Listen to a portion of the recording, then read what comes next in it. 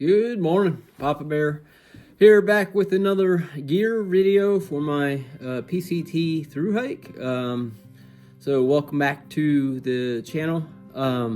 It's fitting that I'm going to do this video today because we just got close to about 15 inches of snow out there. But yeah, I'll be starting the trail in about 10 days. So today I thought I would go over my my snow gear and Sierra gear. So extra gear that I would be picking up at Kennedy Meadows South before I head into the Sierra, or some of this I'm actually going to be picking up a little bit sooner.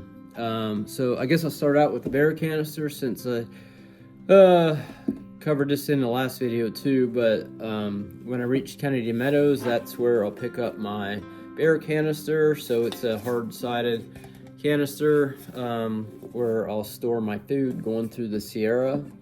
Technically, I don't think I need to pick this up until somewhere around Cottonwood Pass, which is about 50 miles after I leave Kennedy Meadows South, but I'll be getting it at Kennedy Meadows, which is mile 703. So that's the first item. The next items I'll go through is some of the different clothing that I'm going to pick up.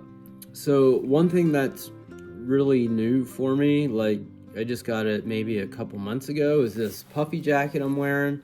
This is a Timbermade, they call it their SDUL puffy jacket. It's a 1000 fill down. It's very simple down jacket. There's no hood to it. It's just I had a quarter zip put on it.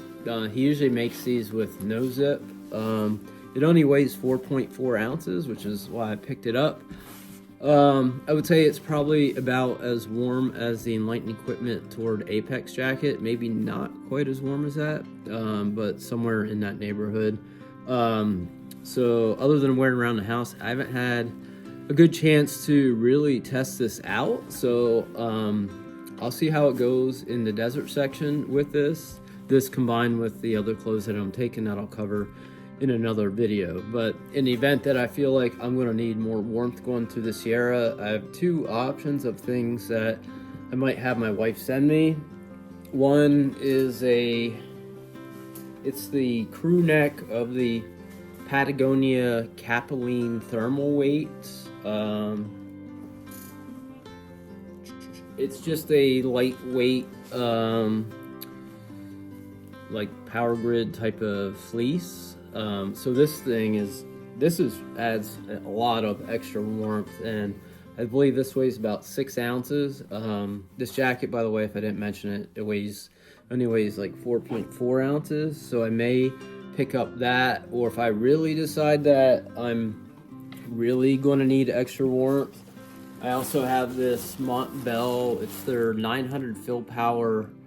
I think it's called X-Lite down jacket, and it does have a hood.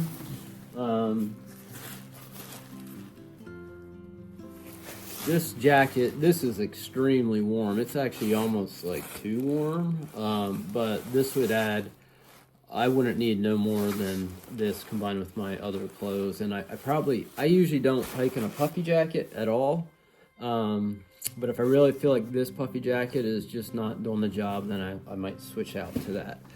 And then the next item, gloves. So I am taking gloves to start out, so I'll cover those in my other clothing video. But for additional hand warmth, I have these Enlightened Equipment.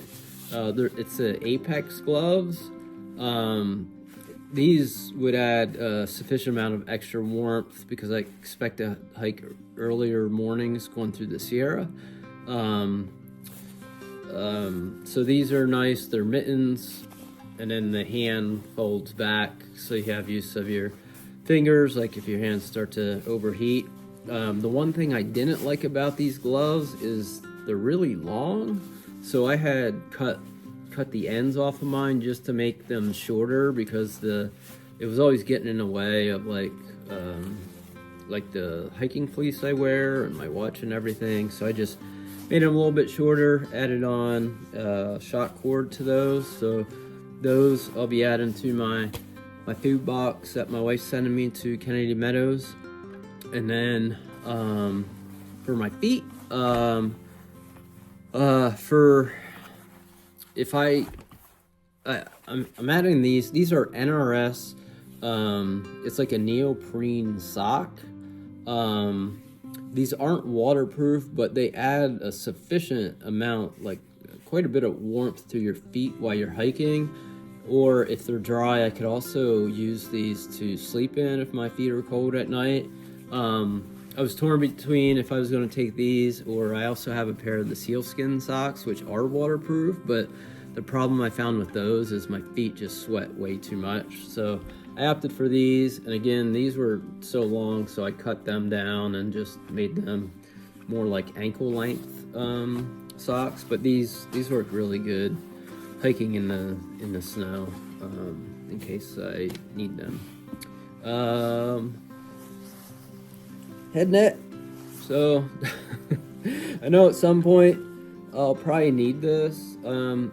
I usually don't use a bug head net. Usually I can get away with just wearing my sun hoodie, throwing the hood up over, but I know Oregon's pretty bad with mosquitoes and stuff. So I'll add this starting in the Sierra. I don't think I'll need it through the desert. So there's those items, and then the last couple items is really for like snow traction. So I don't have them, but quite yet. But so normally for hiking in the winter, I use Hill Sound trail crampons. That's usually what I use in New England, hiking in the ice and snow conditions. And these were the pair I was going to take. It's the Hill Sound, I think it's their Ultra Trail crampons. But I decided to go with the Catula ones. The Catula spikes, which I just ordered a couple days ago. They haven't come in yet. The main difference is they're about 3 ounces lighter than what I normally carry. So part of it's a weight, but I guess part of that sacrifice too is on the Hill Sound. The spikes are bigger. So on this particular style, the spikes in the back part of the foot, I believe they're like a 3/4 inch, where the Catula ice spikes, I believe they're only like 3/8 of an inch. But anyway, so I'm going with the Catula ice spikes for my traction when I need it. And then probably my most controversial piece of gear. So controversial, I tried to post a question on one of the PCT Facebook groups, and they removed my post because they said they would not condone the use of this particular item. But after communicating with some of the mountaineer experts out in California, this was a highly recommended piece of gear. So I'm at least starting out with it. But so normally for trekking poles, I use the Black Diamond Alpine Carbon Cork trekking poles, and I've used those for about the past 2,000 miles or so, and I absolutely love them. They work really good. So but I picked up a new pair, this blue set, and these are called the Alpine Black Diamond Alpine Carbon Cork Whippet Ready trekking pole. So you see I have this like ice axe attachment on the top. So that's the main difference with these trekking poles. This there's a 1/4 inch screw on the top of this where you can put different attachments in, and so that's what's nice about this. And then so I got the Whippet, which is basically just the ice pick of an ice axe that goes in the end. So this is going to be my self resting tool, at least to start out. So I'm picking this up at mile 151 in one of my food boxes for San Jacinto. And then at that point, I'm going to make a decision if I want to pick up a full-on ice axe. If I do, it's going to be the Camp Corsa, and I would have that probably mailed to Kennedy Meadows, or if I really think I need it for San Jacinto, I would pick it up in Idlewild before I head up there. But yeah, so Whippet is what I'm planning to go with as of now, and potentially picking up an ice axe once I get out on trail, get some more latest information on trail conditions, then I'll make that decision at that time. And then to go with the Whippet, or if I pick up an ice axe, is just this leash. So the way this works, you put one end around your hand, and then you clip that onto either your ice axe, or in my case, the Whippet. That way, if you do fall down the mountain, this is always going to be attached to you, so then you can get ready to self-arrest if it becomes necessary. So yeah, that's basically all the extra gear that I'm going to be picking up at one point or another for basically, traction for the snow, or warmer clothes for the Sierra. So thanks everyone for checking us out. I hope you all have a great day.